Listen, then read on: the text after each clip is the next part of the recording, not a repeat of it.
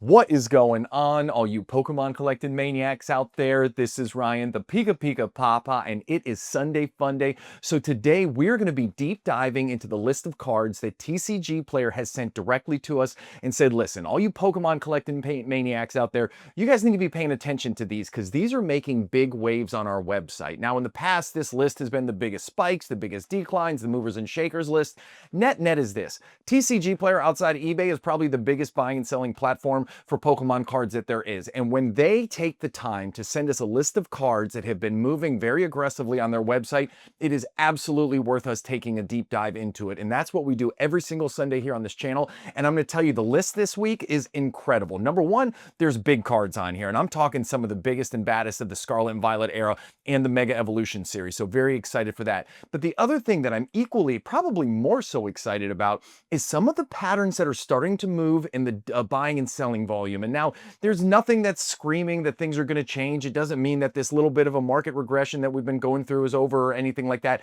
But for people who want to keep a finger on the pulse of what's going on, some of these little indications, these little moves, I think are very, very important for us to kind of conceptualize and wrap our hands around, and we're going to be doing that. So for me, this is like a dream video, right? Lots of market moving indices, and we're also going to be looking at incredible cards. But before we get into that, I got to do this. So when TCG Player sends the article out, they usually have a little snippet at the top, and as you can see here on the screen, they called out Kabuto. And I mean, listen, it's not a card that we chase here on the channel, but there is a gentleman out there who is all over it trying to capture every single first edition one of these. We're going to start with the great cards, then we're going to loop into this at the very end. But again, you know you're making waves in the Pokemon space if TCG Player is calling out your destiny, which is trying to get every single first edition Kabuto card out there on the planet. So I thought that was really cool to call out. Now, the other call out I'm going to say is, as you get into this, if you find it interesting, if you're enjoying the content, hit that subscribe button or give us a thumbs up. Those two small things go a long way in helping my small channel out, and I can't tell you how much I appreciate it. So with that out of the way, we're going to start this week off with the exact slide that we used from last week, because we're going to be looking at the Mega Charizard from Phantasmal Flames. Now, obviously, Phantasmal Flames is brand new. We know the pull rates are very favorable compared to similar sets. So there's a lot of stuff to go on, like lots of product to be ripped, lots of these cards to hit the wild. So in no way, shape, or form last week when we saw this did we say it was hitting a support line, but we did say it was interesting how things were starting to flatten out right around that $600 price point. Like, for whatever reason, big cards, they like to flatten out around 600 or 25 or 50, you know what I mean, 75. Like, for whatever reason, the market just seems to kind of adhere to those numbers. And now this week, this is how it's moved. Dead flat. I mean, it is stuck like Chuck right around that $600 price point. So again, not saying that this is going to be a $600 card far into the future, but what I do like about this is we know a lot more about Phantasmal Flames now than we did obviously a month ago. We know the pull rates, like I alluded to, are pretty favorable. We know that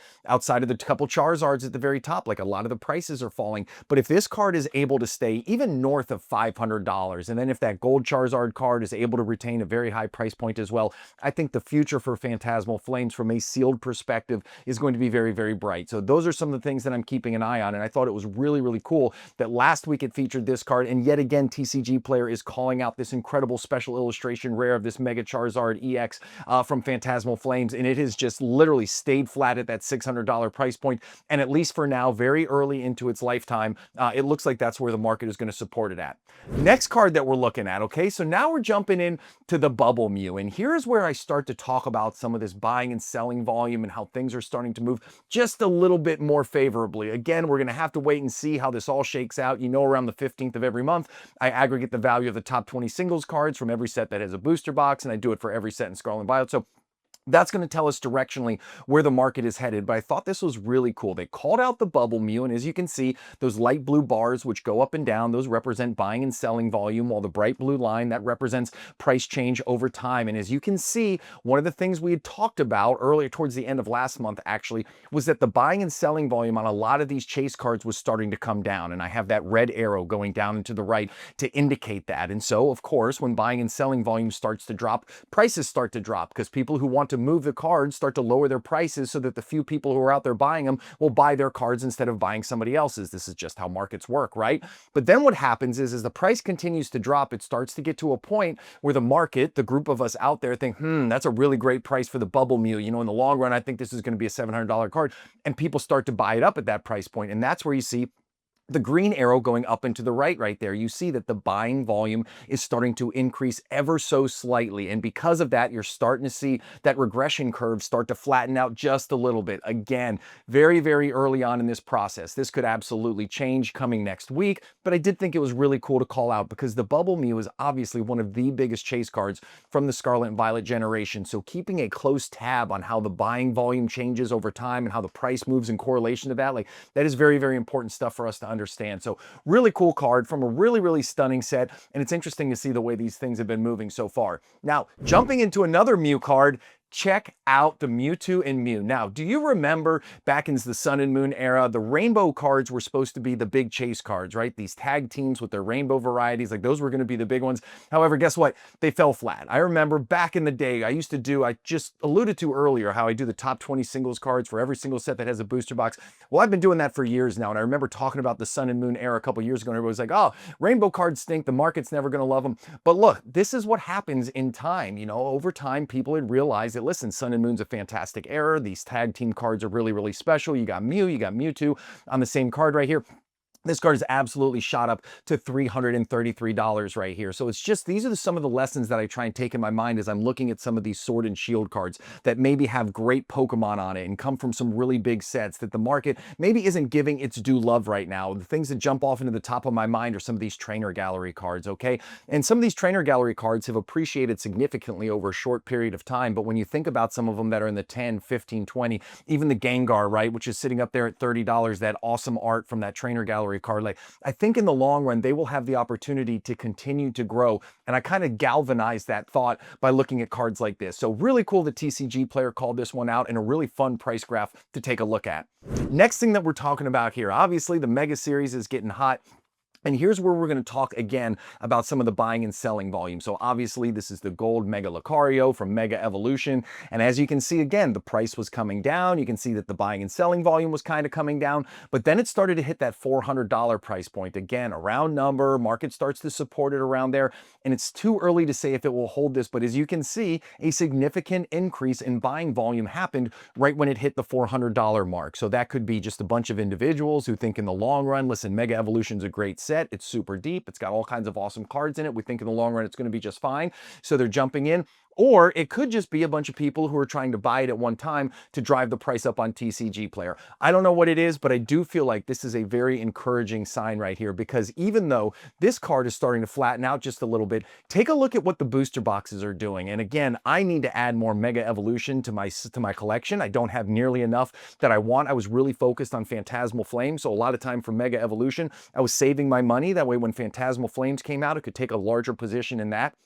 But these booster boxes have continued to decline. They're down to $233 right now, which does sound crazy to say for a brand new Pokemon set that has an MSRP of $164, right? And we're sitting here talking about $233. It's been coming down, but it's just the reality that we live in right now. So if this drops down in $215, heaven forbid it get to $200 even. If it gets to $200 even, I'm going to find a way to back up the Brinks truck, and I'm just going to buy all kinds of this product. But I do think this is going to be something interesting to keep an eye on, because in the long run, I think this Mega Evolution set's going to be very, very special.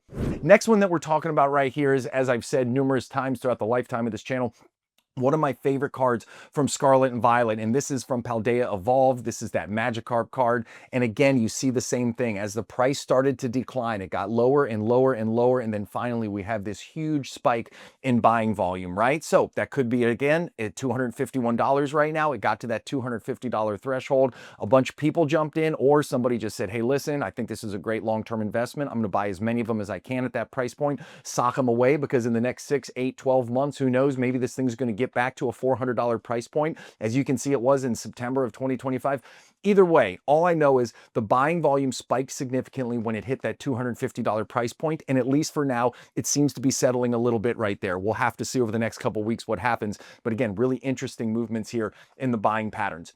Next one here on the list, and obviously I've talked about this card a ton, but another example of where big purchases happen as the prices are continuing to come down. So you can see here, starting all the way back towards the end of October, as this thing got down in like the $255 range, you see a big spike in that light blue bar graph, right? Big purchase right there. Then you can see it started to work its way down even further. It started to get south of 250 bucks, right? Then another big purchase right there. Then it worked its way down. Then we've seen a couple more just huge periods of buying volume for this card. You know how much I love this card. You know how much I believe in its long-term opportunity for in terms of price appreciation. So anything below $250 right now, I think is fantastic. It will be very, very fascinating to see if the market starts to turn up a little bit, if things start to flatten out. But no matter what, even if this card drops down to $200 again, which I don't think it will, but even if it did, if I were to pull the trigger at 250 bucks, I would still feel really good. If you look just 3 short months ago, this was a $300 card. It's not like it's gonna lose its grandeur. It's not like it's gonna be